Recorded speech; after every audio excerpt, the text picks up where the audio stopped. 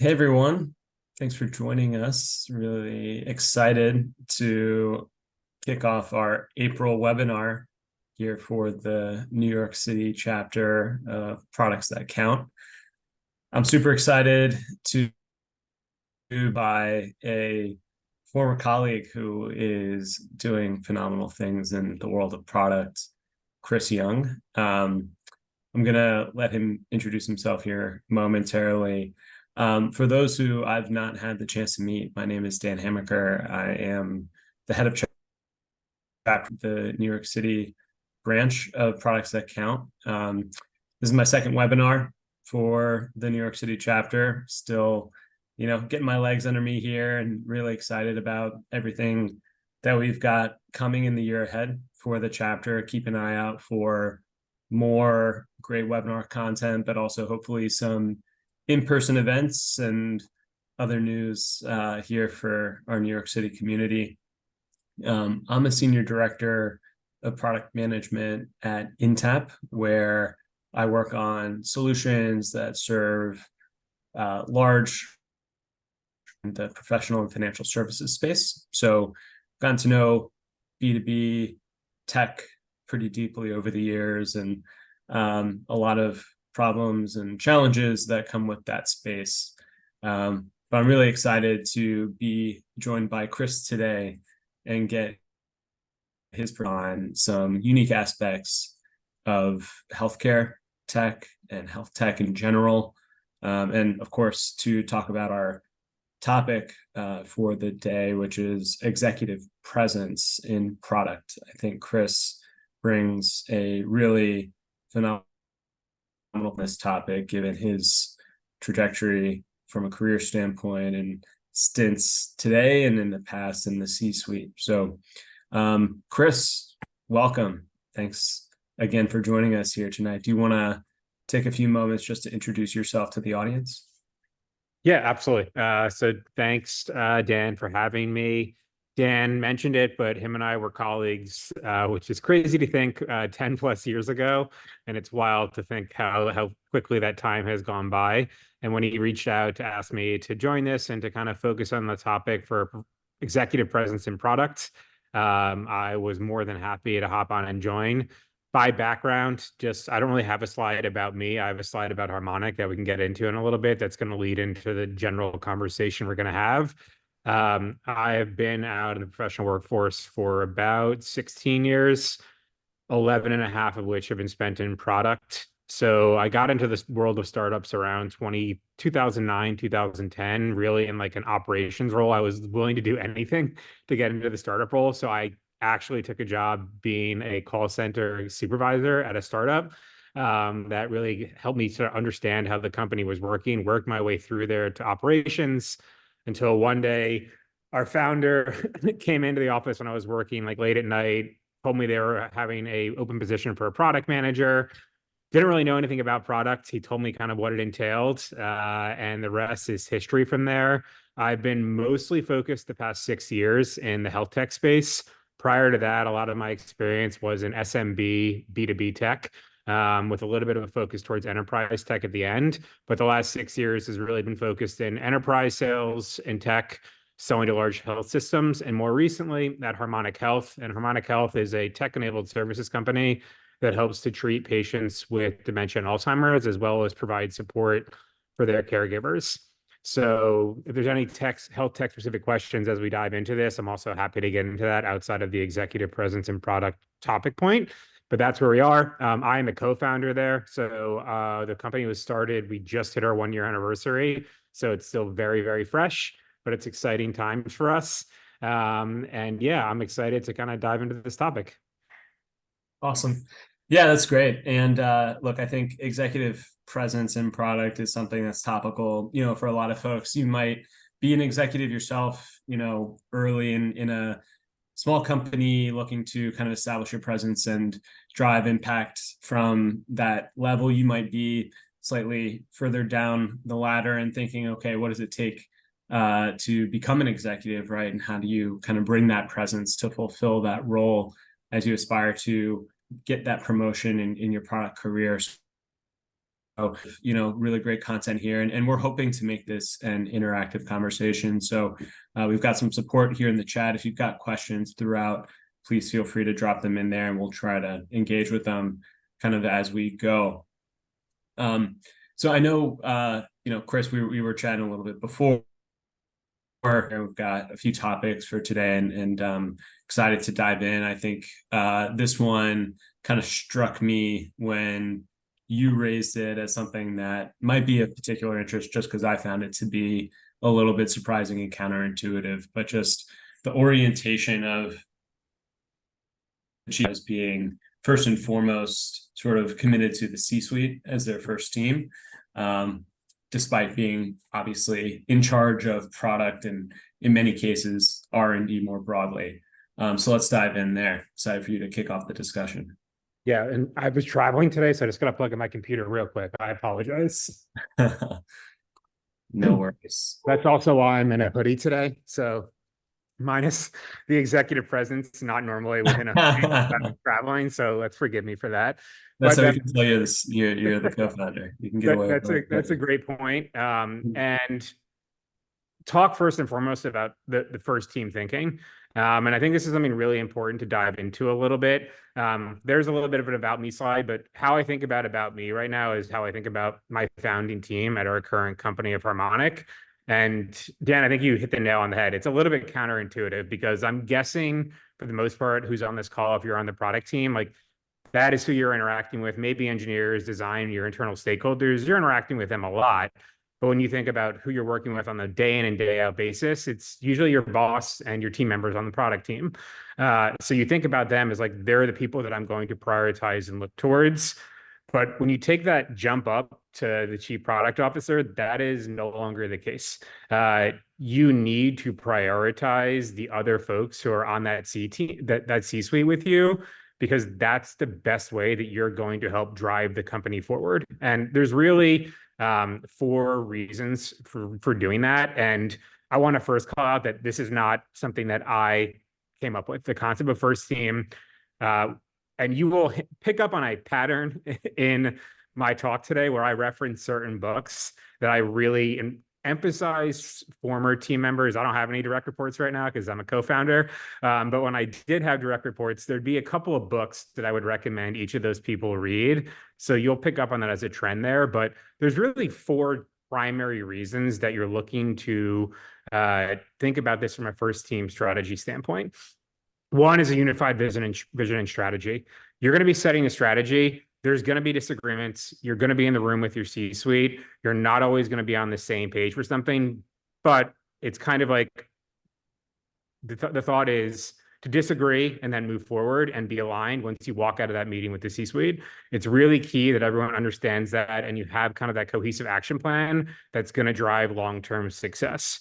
When your team sees that and everyone sees that it's on the same page, and you are making sure that if you are a CPO, you're talking to whoever's in charge of revenue. So whatever your customer success team, if you're in software, whatever C-suite representative that person rolls up into, it helps understanding that like you are going to go to that when there's a problem that arises. Your first point of contact isn't talking to your PM or trying to understand that. It's trying to understand at the top level from a C-suite what's going on there and making sure that the 2 of you are aligned before you walk out of that meeting, because that helps create a really strong message as you go out to that team. That kind of naturally leads into the case of enhanced conflict resolution. When you can understand that and you've got a really aligned C-suite, you're not going to avoid what you'll sometimes see it. I don't want to use the word toxic, but like when you see at a company where like maybe there's not the best culture, or maybe you see a lot of disagreement or a lot of in-house fighting, oftentimes that comes because teams are kind of not fully aligned or pulling against each other. And that's not helped because maybe the CPO and the chief revenue officer are in disagreements over things. You never want to see that, because that, whether you like it or not as a CPO, you might think that you're hiding that, or you can kind of keep that from people, but it comes out pretty easily if there's tensions amongst the C-suite. Your team can sense that out. It's pretty obvious most of the time, even if you think you're doing a really good job of covering that up. And I think that just cascades into the cultural impact. So like this is at like a very theoretical level, kind of like broad. I'll give an exact example. So I was previously at a company where as a product team, we were in charge of improving a couple of different things. And we would look at our NPS for our healthcare providers who are using our tool. When I took over the team and I wasn't the chief product officer, I think we had an NPS somewhere in the area of like -4. By the time that I took over, and that's not unsurprising in healthcare tech for those that are unfamiliar with it. If you look at Epic, which is the big provider, they have like a -21 and they're a billion-dollar company. So it's not crazy. But by the time I finished being kind of director, head of product, and got promoted to CPO, that was up to like 34. So that's a huge success for the team. The problem was when I became the CPO, what we were trying to do is we were a land and expand model. We got in with a really small contract size, and the goal was that we needed to, once we get in, to upsell that. One would think that if you're driving really positive NPS and you're driving really deep in terms of what's understanding and making your customers happy, that that's going to help drive retention and upsells, but it wasn't happening. So I can no longer sit over the product team and be really happy being like, hey, you guys are crushing your goals. You're doing a fantastic job, because the business wasn't growing as we needed it to be growing. So like, it doesn't matter at the end of the day. The simplest way of saying it is product cannot be crushing it if the business isn't crushing it. I reach a point at my job where like I can no longer be proud of that. And I have to figure out a way of talking to the chief revenue officer about like, what are the barriers that we are hitting?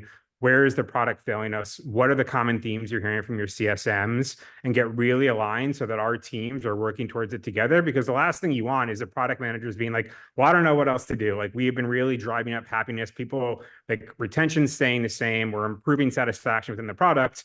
But at the end of the day, the financials of the company aren't improving. So product isn't doing its job. So I think that's kind of a specific example to call out in terms of how you work through that, and then how you want to think about conflict resolution, cohesive action plans, and how you get out there and work towards that. Yeah, that's super interesting. I think that was a good example of some trade-offs that might be a little bit unique at that level of the C-suite, right? Where you're starting to think a little bit more about the overall performance of the business in a financial context, or maybe in another sustainability context. When you're presented with those trade-offs, how do you think about actioning those in a way as a C-suite executive that might be a little bit different from when you're head of product or senior, in a more sort of product-centric role? Yeah, I mean, and I think everyone's going to have a little bit of a different answer here. So I also want to give that a caveat of like everything that I say. Everyone's going to have their own spice and their own approach to how they want to work as an executive team. For me, it comes down to the financials of the company. That is the thing that I think drives all of it. And I'm a little bit more into this now at an earlier stage company, where all I'm ever thinking about is kind of our model, our forecasting, and what is that we're trying to do. But at the end of the day, when I think about it, I am driven by the financials of whatever decision that we are going to make. And it's a key thing when I'm talking to like my senior product managers and my directors of product, like P&L fluency and really understanding kind of cash flow and what the company looks like, and being really, really smart from a business acumen standpoint is really key. It's like really, really, really critical. And I think there's different philosophies right now on like where a product is going and what the role is shifting. Like, is it taking on a little bit more of some like not full GM responsibilities, but having the same skill set as a general manager might have? I think that is like really strong skills that no PM is going to ever be underqualified or like doing themselves a disservice if they don't start focusing on those areas.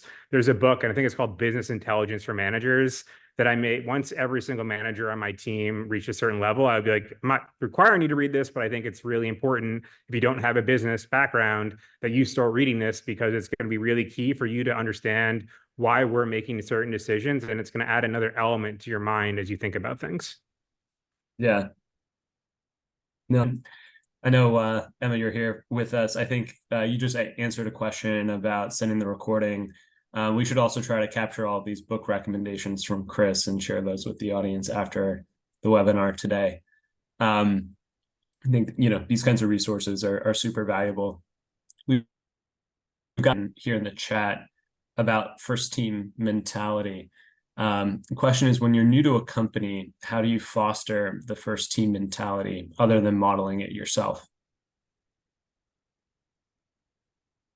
I think if you are coming in as a C-suite, so there's a couple of different angles that we'll look at this from, because I think it's hard to answer that as a one size fits all. If you are coming in and you are interviewing as a C-suite in there, that is on you. That is on you doing your real due diligence of who is on that C-suite with you, understanding their personalities. It's really key, I think, when you think about a C-suite, and it depends on the stage of the company also. Like I come from like pre-Series D companies and before, that's usually my area of expertise. It's really understanding the personalities on there. I always think about C-suites as kind of like in earlier stage startups as puzzles. It's never good to have two of the same pieces. You want to have pieces that work together extremely well. But that has to be there naturally. I think at the end of the day, that mindset there has to be natural. If you are trying to push your C-suite and you're particularly dealing with founders, if it's not there naturally, and it doesn't feel like it can get there naturally, it's hard to foster it because people are going to have their same approach to things. And what's going to end up happening is that you're going to be spending all of your energy trying to drive that mindset. And there's a lot of downside risks that can become associated with it. Like you don't want to be the one that's really trying to push that and failing, because if you do fail in doing so, like more likely than not, you are going to alienate yourself and put yourself in a position where you're no longer going to be there. And I think that's pretty common. Promoting into a C-suite, hopefully you understand the culture of the company well enough there. You have a really good relationship with the team where you understand what role it is that you're getting into. And then there's also the founding role. The founding role, it's all team. All you are focused on is like, do I want to be starting a company with this person? Like, and you have to be really, really, really confident in what you're doing that, because that, if you don't have that from day one as a founding team, that's going to be problematic, because when you go out for your seed or your pre-seed, and actually a slide on this a little bit later, they are investing in the market that you're going after and like what your kind of value prop is and what they think is available to that. But after that, the only thing that they're not investing in your prototype, they're investing in you as a team and how you are all working together. And so I think that's just something to keep in mind at varying different levels of when you could possibly enter the C-suite. Yeah, that's really interesting. It sounds like, if you're having trouble fostering it or feeling that mentality, then that might be a red flag. But a lot of it should be almost natural, right? And should be that you gravitate towards. Yeah, and I think that's like not very common. I think more often than not, people who have gotten to the C-suite have a good understanding of that. They've got the emotional intelligence to figure that out. They want the company to be successful, and they'll realize, even if it doesn't happen immediately, that like working together as a C-suite and being aligned and driving that first team thinking is in the best interest of everybody.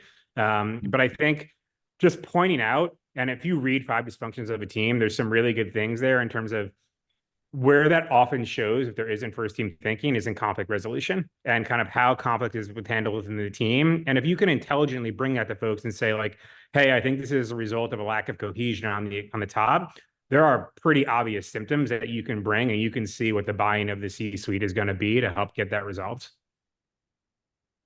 Nice. That's awesome. This is really good stuff. Is there anything else just around first team thinking, or, in general, that level of sort of commitment as a CPO that you wanted to share?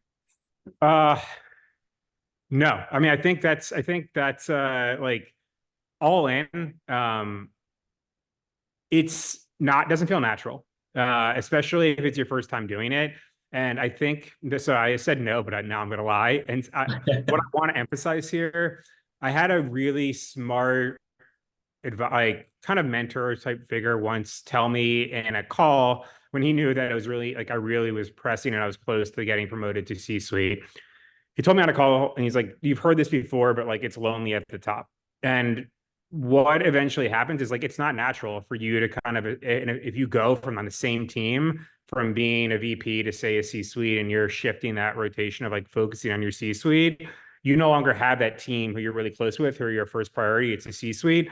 That creates a little bit more sense of loneliness. Like you are up at the top, like no one needs to cry for you because you're a chief product officer. There are worse things in the world to be there. But just from an emotional and like a personal level, as a human level, there is a little bit of added stress, a little bit of extra loneliness that comes with that. And so just to be prepared that like that's okay. And like you're not the first person who will have ever experienced that. That's probably the biggest consequence or association of what happens once you start pivoting that, because you're doing that, but then also you've got four other people who are battling that same thing. If you've got like a 4 or 5 person C-suite, you're not the only ones who are figuring that. They've got their own team to deal with that. They're also knowing they're focusing on their energy with the C-suite as their first team. So everyone's kind of battling and struggling and all those things. And there are some things from like a mental strain mental strain impact that do come up. Yeah. Yeah, no, I think it's an adage that most of us here on the call have heard, but hopefully hear it reiterated. So good words of wisdom.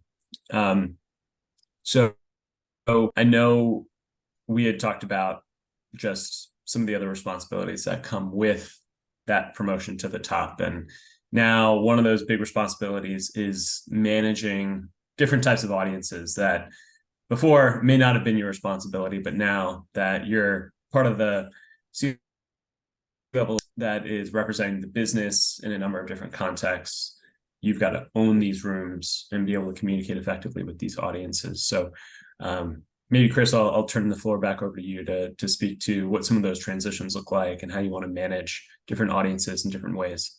Yeah, so I think that what we'll dive into specifically here is presenting to the board. So again, this is in the lens of like where I come from and early to medium stage startups, and where we're focused on. So I think this, I don't know if I'm going to age myself with a Dilbert cartoon, but I do like referencing them every once in a while. And I think this one resonates because when you're presenting to the board, you have, whether it be quarterly or annually, whatever you're presenting to them or semi-annually presenting, you have a ton of different data points, and you are trying to distill that down into, depending on the style of the presentation, 1 to 4 slides. And that is a lot of information to condense in one single point. And so I always laugh when I think about this because it's very accurate. And I think that's why Dilbert was always a thing, is because it maybe was a little bit too on the nose for the corporate world. But there's 4 things that I think are really important. And I will pull out some example slides here, actually, because I think in this one, having exact examples is really helpful. But there's 4 things to keep in mind. And I can talk about things that I got very wrong the first couple of times that I did this, because I think it's really helpful to understand like major trip ups that I've had. But there's 4 things to be mindful of. One is understanding your audience. The board knows your company, but also keep in mind, if it's a larger like venture capital firm, they're likely sitting on anywhere from like 10 to 15 to 20 other boards. So while they know their business well, they don't know to the depth that you do. So make sure that you don't get too technical on anything. Tailor the presentation to their level of understanding at like a very, very high level, rather than getting into the technical specifics. But like, don't get technical, I think, is the way that I always think about this, is make sure the board deck is telling a cohesive story. Most board decks that I've had have started with like the go-to-market commercial. That's the primary area of focus. It's going to be where you spend a majority of every board meeting on, because the revenue is what drives the business. So commercial should be a heavy focus point. So when you're presenting that, you want to make sure you're telling that cohesive story and it aligns with your business objectives. So ensure that your product strategy is clearly aligned with the overall business objectives. Try to draw as straight a line as possible to see how product decisions will impact the company's growth, revenue, their competitive positioning, all of those things. It's also key to highlight key outcomes. I will just keep this brief, like brag a little. It's okay to brag a little if your team is doing well. That sounds, I know I'm talking back against myself in the first team mentality, but this is different. When you're presenting the board meeting, brag about what the product team has done if they've done something well. It's okay to do so. A sales team is absolutely going to brag if they crush their quota in any given quarter. So the product team can do that too. And most importantly, keep it concise and focused. The last sentence is said in jest partially, but more often than not, product are like the last 2 to 3 slides in a board deck, and it's an hour and a half to a 2 hour meeting, and everyone's ready to wrap up. So you might get into a little more detail. And like at some previous companies, we've had once a year, we'd go deep on product in our board meetings and talk about what we're thinking about around our roadmap, our strategy, and how we're aiming to kind of win the market and what we're doing. And I'll talk about that, but keep it concise. keep it focused on what it is that you're trying to do. So how do we do that? I think I can just pull up like the max of 4 slides that you'd want to see in any given board deck. The 4 that I'm to present are the 4 that we would do when we present when at a previous company when we would do the annual roadmap presentation to the board and what we were thinking about. So real quick, brag slide, what we've done, highlighting the achievements in terms of what it is that we're doing, show your impact metrics, show the lessons that you've learned, kind of drives that. You want to make sure that you're reciting what you're hearing in the market. This is likely to be included somewhere earlier in the board slide. So it's probably just slightly tweaked in a more product-driven focus on the commercial feedback that you're hearing from there, but you want it to be exactly the same. You don't want to be telling a different picture from what you're hearing in the market. You just want it to be driven through a lens of how product hears from the market. So oftentimes that's done via customer surveys or market research that you've done specifically that are going to inform some of the investments that you're making. Making sure that you're highlighting relevant market trends, technology advancements, or regulatory changes that could impact your product strategy. For us in healthcare, that regulatory changes and how it impacts us is probably a frequent occurrence as we thought about things and thought about future investments. And then the final 2 are you're kind of telling this cohesive story of what you've done, what you're hearing, and now what you will do to win the market based on what you are hearing. So kind of try to outline your proposed strategy to capitalize on market opportunities, counteract competitive threats, directly tying this back to the insights shared in the previous slide.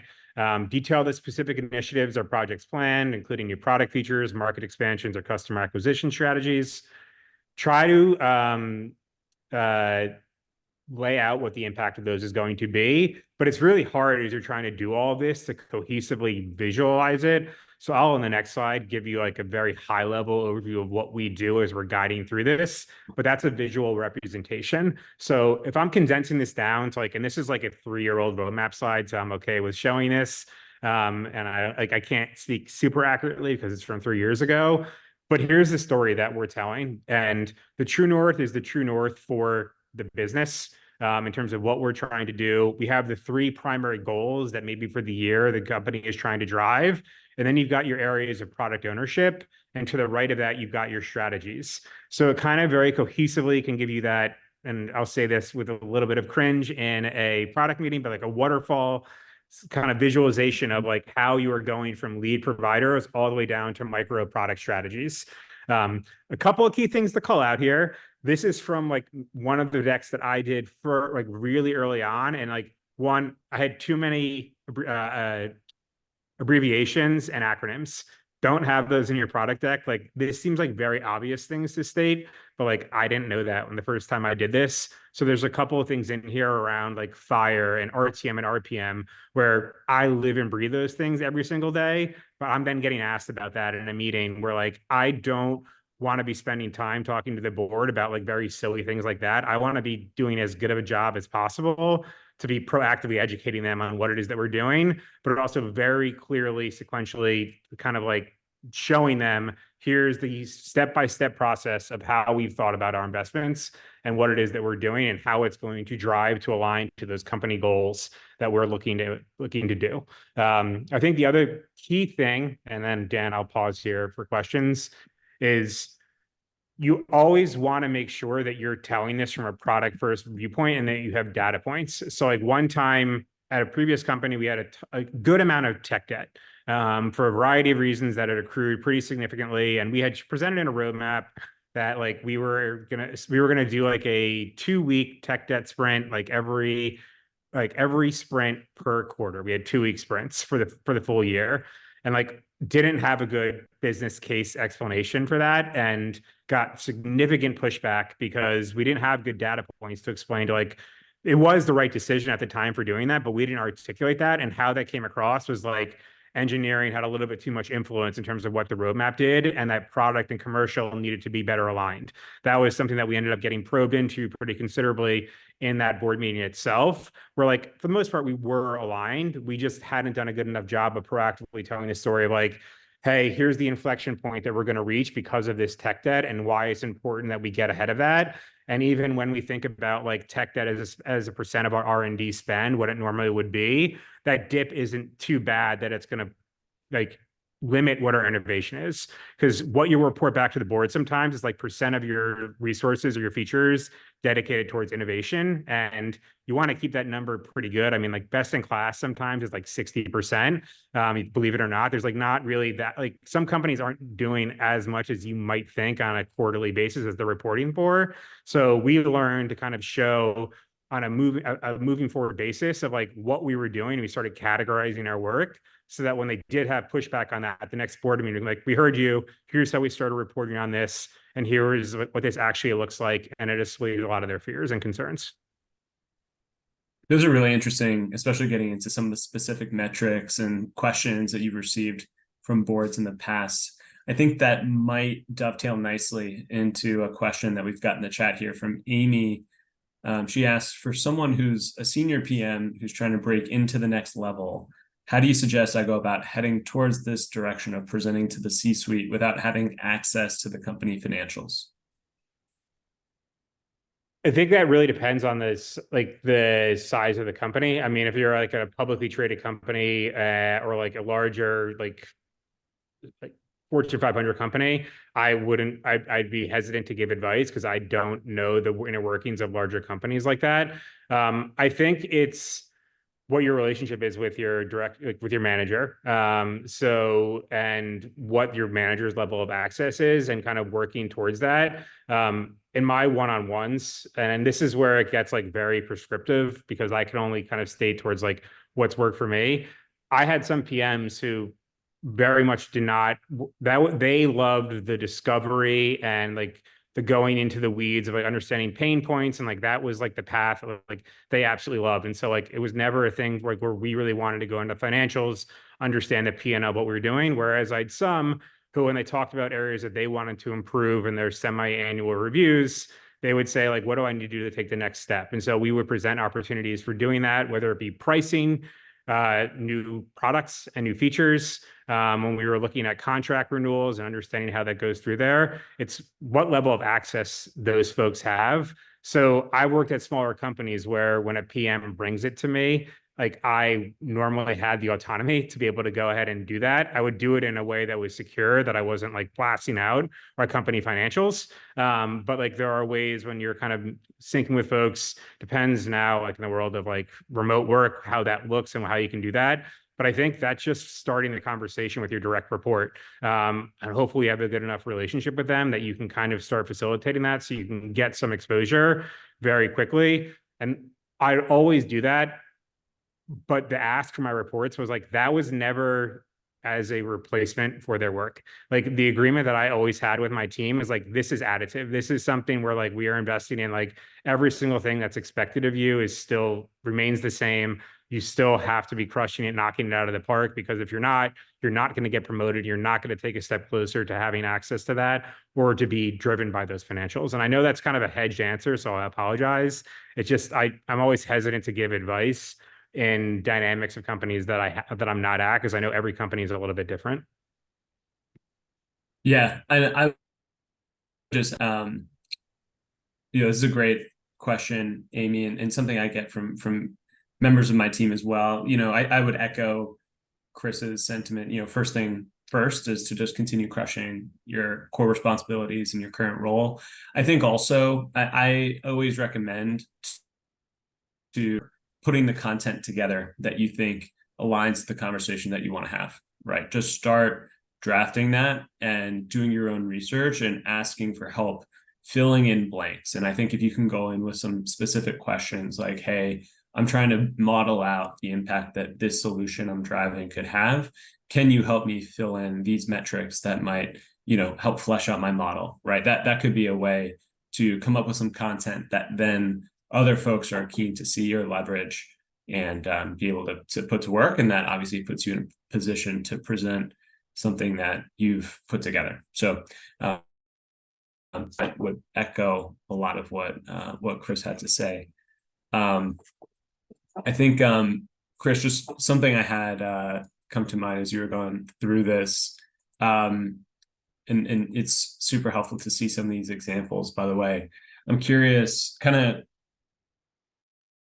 go topic, in your experience working through these board level presentations, both the decks and the story that you were talking about, how much of that is coordinated with your first team, the rest of the C-suite? Like, what's the kind of planning look like to get the story straight and make sure you're all singing from the same page in front of the board, versus how much of this is really sort of a functional area by functional area breakdown of responsibility that might be a little bit distinct? I think it's when it's done well, I think it's highly, I would say kind of the way that I like to think about it is um loosely coupled and highly aligned is like the term that I would probably phrase it at is like we've done through all this. We've gone through offsites of roadmap planning. We know what it is that we're doing. We know what we are doing as a company and what we are not doing as a company. We know what our focus areas are. And so as we're going through this, like I'm putting this deck together and it's post us having those strategy sessions. It's post the executive team getting on a really good place. So like if we're putting together our 2020, it's crazy to say 2025 as an example, like at a larger company, I mean, I'm at a startup, so this is like a very early stage. This is not relevant for me, but if I'm at like a more mature startup, you're likely doing 2025 planning starting in August. So like you have been hitting at all this stuff and you likely are presenting this to the board at your Q4 board meeting. So would likely come at the end of January, given like the timing and the cadence. So over the course of what it is that you're doing, if you're doing that full on presentation of your roadmap, you've been working through sessions since August where this aligns and you're putting this together and it tells the really cohesive story that you're at and what you're driving. So it comes together, you share it with the team. I mean, like in past exercises is like we would normally start a board deck about 2 weeks before the board meeting, where we'd start putting things together. We had calendar reminders on each of us where someone would be the creator of it. We'd start putting it together. We'd review it. Our CEO would kind of parse through it, make sure everything was great, ask for feedbacks, areas where there was gaps or we wanted to kind of double click into a little bit more into each of that, and it would go through. But more often than not, you're editing. You're not creating anything when you do this. It's kind of like I like to think that it's the same as an end of year review. Like if you're doing an end of year review, like it should be nothing new. It should be stuff that you're just reciting that have been said in terms of areas for feedback, areas for opportunity, areas for improvement, all of those things. That's all stuff that we should already know. And so telling that story becomes a little bit easier because you know it. And I think that's something which I haven't said here. And like I think one of the crazier things about being a CPO is I would joke that I would find myself saying like the same 7 things, and that was it. Being a C-suite oftentimes is repeating like the same 6 or 7 things in meetings on where your focus is. You're not saying a lot of new things too often. It's going in, making sure things are aligned, repeating that, and making sure until it sticks. Because oftentimes it's, I think the number is like 7 or 8 times someone hears things until it sticks. And so like repeating and keeping consistency in the messaging that you're delivering is key. And that manifests itself in the deck. Yeah, I like that. Repetition, kind of absorption through repetition, I know goes a long way, whether Yeah. you're a board member or, anybody else really. Okay, that's all really, really good stuff. I know we've got one topic and one more topic, I should say. And we want to talk a little bit about some of what goes into, not only being a C-suite member, but now, of course, being a founder as well, and what that transition or distinction might look. Some thoughts here and on related topics, Chris. So I'll let you take and run with this. Yeah. So this actually was a recent X or tweet, whatever we're calling it these days. But I thought I'd emphasize it given a couple of things that I've talked about. I couldn't agree more with this. Having gone through who knows how many venture capital meetings over the past 3 to 4 months, our team slide is number 3. So it's basically like the cover page, Harmonic, what it is that we do, in the team, telling a very succinct story there. And I think that's relevant, though, as you think about what the transition is from a CPO that's leading a larger team and part of a larger executive to a founding CPO. More often than not, at least in your, depending on what your funding stage looks like, you're going to be a kind of hybrid CPO, individual contributor, for the first 12 to 18 months in reality, maybe even a little bit longer. And so the team is really key, but it also impacts how you think about what the differences are between being that team leader CPO versus a founding CPO. So I just highlighted like the five things for me that I noticed the most. Uh, First and foremost is the scope of responsibilities. I am probably stating the obvious here, but when you join a company of 4 people, there's a lot to be done that is not spread across a bunch of different teams. So you're wearing your hat on strategy, on execution, on hiring, finance. Having just rebuilt our financial forecasts, like if you want to go super early stage, or you want to be a founder at some point. And there's like a controversial tweet going around right now by someone who just said something like financial models are so bad for pre-seed companies. And it's sparked a ton of debate on Twitter about what accuracy of that is. I will be on the side of like, you don't need we have a very robust one because we're post-revenue. So it's really important for us to understand that. But like knowing your financial model as a founder is so key. It also likely drives you to be way more conservative in your product spend, and really will drive you to be like, when do I want to make my first product hire? How do I think about outsourcing our tech? What does it look like from a usage cost as I try to build our product stack? It gets you really, really strong from that stuff from the start. You're obviously dealing with significant resource constraints, and it makes prioritization so key. I don't know if everyone here knows about the concept of type 1 and type 2 decisions, but kind of type 1 decisions are those really, I think stole this from Jeff Bezos. Type 1 decisions are these really, really big type decisions that are really hard to undo. And type 2 decisions are ones that are easily undone. So I think of like walking through the wrong door. Like you can turn right back around and go back out. And what's really key and what's a biggest challenge of going from a CPO to a founding CPO is like, you don't want to be making too many type 1 decisions. You want to make sure that you're focusing on the right things for the right type 1 decisions, and then focusing everything else on type 2 that you can go back. But you also don't have a team. So like if I am trying to, as an example right now, I'm trying to deeply understand revenue cycle management in terms of how we think about things, how it scales our business model, what that looks like at a cost of delivering care per patient. Very hyper specific example in the world that I'm currently in. When I'm a CPO as a team, I can go tap a PM to be like, hey, I need you to like a huge like discovery blueprint. Like, tell me what's going on here. I need to understand the problems as it relates to the business for this, and to like bring a proposal to me. I don't have that anymore, but it's critical for me. And I need to weigh that in terms of like the 19 other things on my plate that I'm trying to evaluate, and what that looks like, and kind of how you're focusing on that. And that also relates directly into risk and decision making.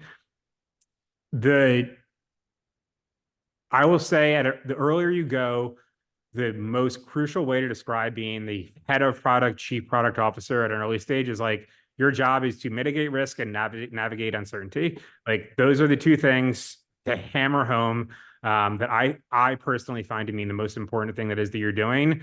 You're probably the one, depending on who your founder is, that just given the nature of product, you kind of generally thrive in ambiguity. Product managers, like the best product managers I know, like you give them ambiguity, or they give you like, you give them a ball of wax, and like that's like they're so happy because they get to go figure that out. And so like helping to drive that into helping to make sure the right decisions so you can pivot the startup's direction as needed and be really comfortable with that uncertainty, but also keeping that in mind that like you have a lot more pressure on you because you don't have those outlets of folks to help you go execute when you're doing that.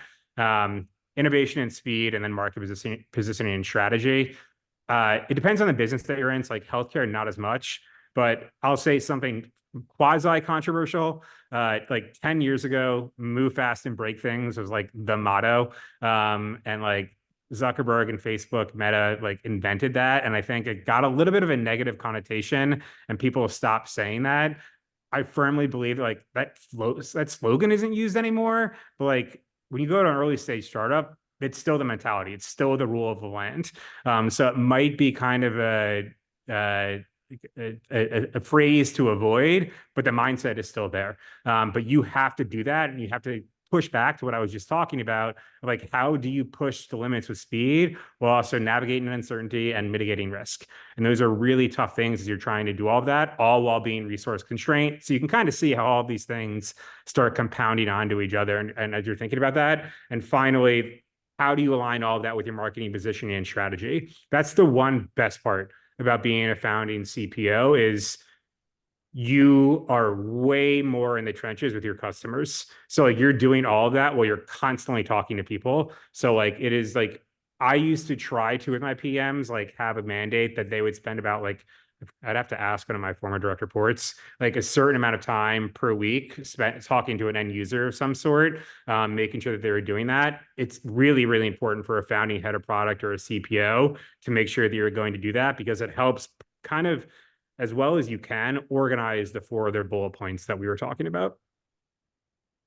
That's super interesting. Yeah, I think, like you said, a lot of these distinctions do compound on each other. And I think it's really that deep view into the finances of the company and ultimately the ownership of the finances of the company that drive what sounds like sort of a lot of the distinction and what might be required in a transition. Just curious, for folks who are keen to make this transition or folks who maybe have some extent of product experience and maybe they're ready to try their hands at being founders, what are some I guess examples of kind of financial acumen that you'd really emphasize for folks to get up to speed on?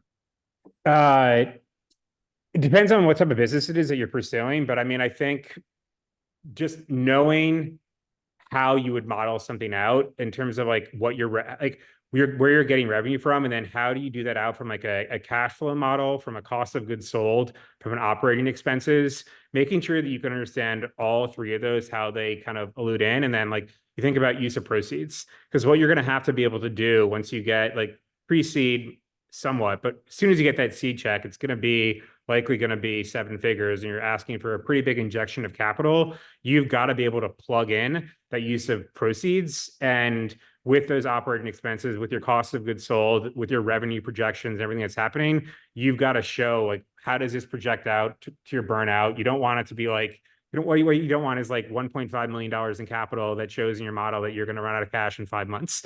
Like if you plug that, probably don't have a viable business model, or maybe you do and you need to get a bigger seed check, but it might be harder to raise at the amount that you're trying to get. And the market's getting a little bit better, but it's still a little bit challenging. So I think that's really key. From like modeling itself, look, I come from a business background that was 13, 14 years ago. So on refreshing some of this stuff, I took some Coursera courses. I currently, when I had questions on something and I was trying to think through a really good way to do something in Excel, I chat GPT the hell out of it. I would be like, hey, here's what I'm currently doing. This formula isn't working, or this macro. When I tried to build a macro, I did it in Google Sheets. I was like, this isn't working. Can you help me figure out where this potential error is based off of all of that? Like chat GPT is a cheat code for founders right now. And like if I was hiring for a PM right now, I'd be very curious how folks are currently using that, not as it relates to their actual company, but like how they're using it on a personal basis, because it probably 2.5x my productivity if I had to think through what it is that I'm doing on a daily basis. Like there are some things in which I'm way faster at getting done as a result of using that. So I think a combination of both of that, like the foundations was key in books and in some Coursera classes, and then using ChatGPT to kind of bridge the gap on some areas where I would maybe sometimes spend like, instead of spending 60 minutes banging my head against the wall where I'll eventually get it figured out, I can ask ChatGPT and have it done in like 5 minutes. So that's just a couple of things that I found to be helpful. That's really fascinating. I'd love to do a separate session just on chat GPT and product. Maybe that's a topic for a future webinar in this series. But if anybody's got thoughts or ideas or ways they're using chat GPT, feel free to drop them into the chat or the Q&A. This has been awesome, Chris, and I really appreciate all of this insight and wisdom.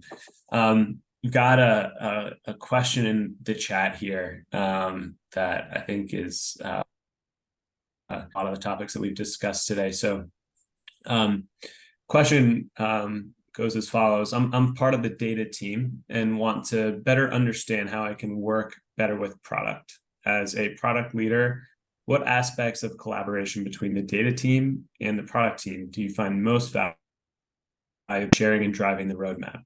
In other words, what are the most valuable contributions the data team can make to the success of product initiatives?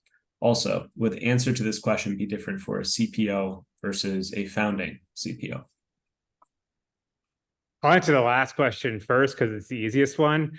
Yeah, absolutely. It'd be easier for the founding CPO because every founding CPO is like, we're going to be so structured in how we do our data reporting and how we organize everything. And then your business takes off and it becomes ad hoc report after ad hoc report. And you are like, you can't put so many processes around data and data reporting, especially if you were client facing in a data role. I think it depends on like what the nature of the data role is. I can speak to like specific examples in the past and how they were handled versus how I might have handled it and how I think about it now. But I think it's really key in terms of understanding like what are we trying to do with our data? I mean, first and foremost, having a clear data strategy. If you don't have that, I think that's going to be problematic because it's going to generally lead to folks in different directions. And ideally, whether your data strategy is owned by your chief product officer, your CTO, it really depends on maybe who's actually going to be the one. Nowadays, you might even have a chief data officer. Really, it depends on the nature of the business, what it is that you're trying to do. I think it's having a clear goal on strategy. If you are in a B2B, say like let's focus on like a B2B health tech company, because like that's where my experience is and I can talk through it. More often than not, it's in terms of like two things. It's internal usage of the data and what it is that we're trying to do, and external usage of it. So what you and it kind of this is all going to tie back to like the first team conversation of how we're aligned on this. You want to make sure that you're understanding what are reporting asks from our clients, kind of understanding how much time it's taking from folks. So like, and what is the value prop of what they're doing? Why is it taking so much time? So, and like, do you want to push towards self-service reporting? How can we streamline and automate all of that? Like, that's really key for that because I'd want to know, like, if a CSM is working with a data, like is submitting a data request ticket, like once a week for however how long, you can do a quick evaluation of like what the payback period is going to be on that, understand that. That might be a worthy investment as you think about kind of like what you're investing in from a roadmap standpoint, because you've got clear data around that. And that's very clear to kind of then drive up and gets informed into the roadmap of, hey, it's really expensive for us. Like right now, our CSMs as a scaling business model, they can only handle $2 million a book of revenue, when in reality, for a business model to be effective, they need to do $4 million in revenue. And that really impacts like long term. If we're a $100 million ARR company, that at scale, like that's what quickly math off my head, like that's 25 more CSMs. So like at the salary there, that's not insignificant in terms of what it is you're trying to do. So you're trying to drive down the cost of what it is that you look like. And I think that ties back to the financial acumen of all of that. There's also the internal aspect of it, of what is our data strategy. And I think that's often where it's a little bit muddier because the data team should sometimes is helping with client facing reports, but oftentimes has internal requirements, and understanding the priority of what business levers it's driving is key because there's a unanimous agreement amongst the executive team at that point. So like if we know that like if we're communicating that, hey, the data team is focused on this, here's how we're handling these requests as they come in, you're not going to make everybody happy, but like there's at least some cohesion in terms of like, this is how we're thinking about data. This is why the team needs to do that. We hear you on this other challenge. We're investing in this over the next 6 months. Or you can give a good reason why not. I mean, because at the end of the day, there's going to be a lot of things that you can be doing, that you can be organizing. But what we haven't said here is like, you're still saying no way more often than you are saying yes. But if you do all those things well, at least you're going to have the best possible answer. But you're still going to, at the end of the day, you're still probably going to annoy a business analyst or a data engineer or somebody, or you're going to annoy a CSM, or you're going to annoy a product manager. because they are impacting it. But I think that ties back into, I had pillars for our company, and it went kind of like, it's like smaller to bigger font. It was uh, you, team, company. And like very, very rarely in the Venn diagram of things is that a perfect overlap. And the more comfortable you get with that and the more that you drive towards that, the more likelihood is that your boss is going to really value that and see that you have the maturity to understand that. And it's going to increase the probability that you get promoted. So I know that was a little bit long-winded, and I apologize, but it's a challenge that I think every CPO has dealt with and probably has a variety of opinions. I know that I've dealt with it with like former employees. I know I still talk to for colleagues who like will message and text and talk about those things. So it's not something that I'm surprised to hear. Yeah, no, it resonates with me too. And I think that was a really good answer. I would just add, I think, any organization like often working closely with other departments to the extent that you can understand what's motivating those departments or individuals and get ahead of their asks, provide proactively insights and information that is going to be key or could be of interest that they may not yet have asked for or thought of. That's extremely compelling and valuable, and really, really helps you position yourself as a great stakeholder. So that's a great question. Yeah. If anyone in the audience knows a team that's doing that perfectly, let me know. I'd love to talk to them. Yeah. Definitely the North Star there. Cool. I think we've got time, one, maybe two questions. So if anybody has another question, please feel free to drop it in.